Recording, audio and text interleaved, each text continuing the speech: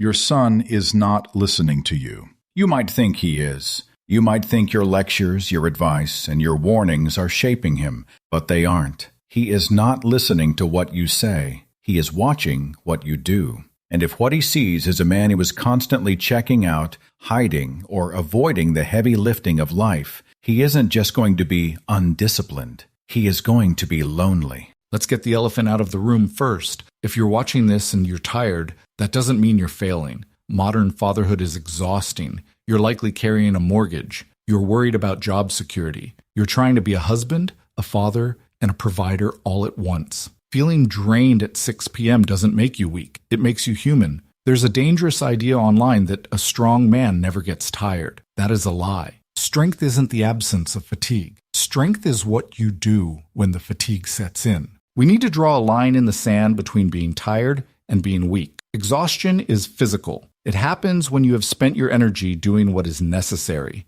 When you work a double shift, come home, and play with your kids until your eyes burn. That is exhaustion. That is honorable. Weakness is different. Weakness is a spiritual checking out. Weakness is coming home, sitting on the couch, and disappearing into your phone for 3 hours while your family moves around you like ghosts. Weakness is using your tiredness as an excuse to be irritable. It is using your stress as a permission slip to be emotionally absent. Your son can respect a tired father. He cannot respect an absent one. I realized this about 2 years ago. I came home. I had a rough day. My son wanted to show me a drawing he made. It was something simple, a car or a dragon. I looked at it, but I didn't see it. I gave him a generic, "That's great, buddy," and I immediately looked back at my email. He didn't say anything. He just lowered the paper and walked away. In that moment, I taught him something. I taught him that my device was more important than his achievement. I wasn't violent. I wasn't yelling. I was just weak. I gave into the path of least resistance. Here's the science of it. And here is the scary truth. Boys model coping strategies. When your son is 12 and he is stressed about school, he won't recall the speech you gave him about grit. He will remember what you did when you were stressed about money. Did you shut down?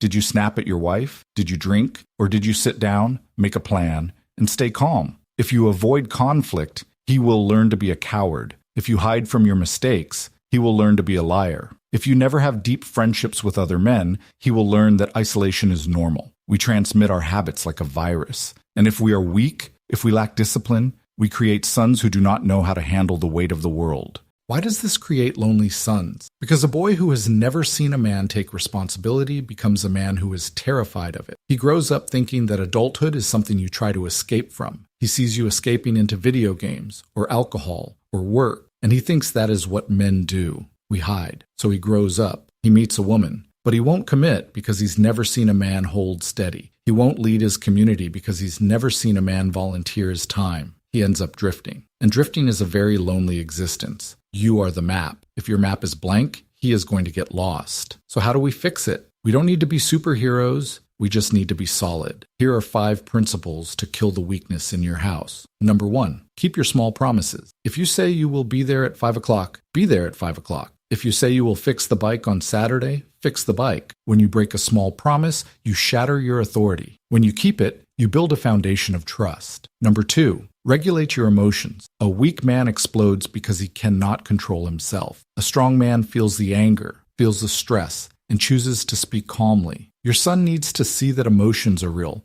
but they are not the captain of the ship. You are. Number 3, be physically present without a screen. Give your son 20 minutes a day where your phone is in another room. Look him in the eye. Wrestle with him.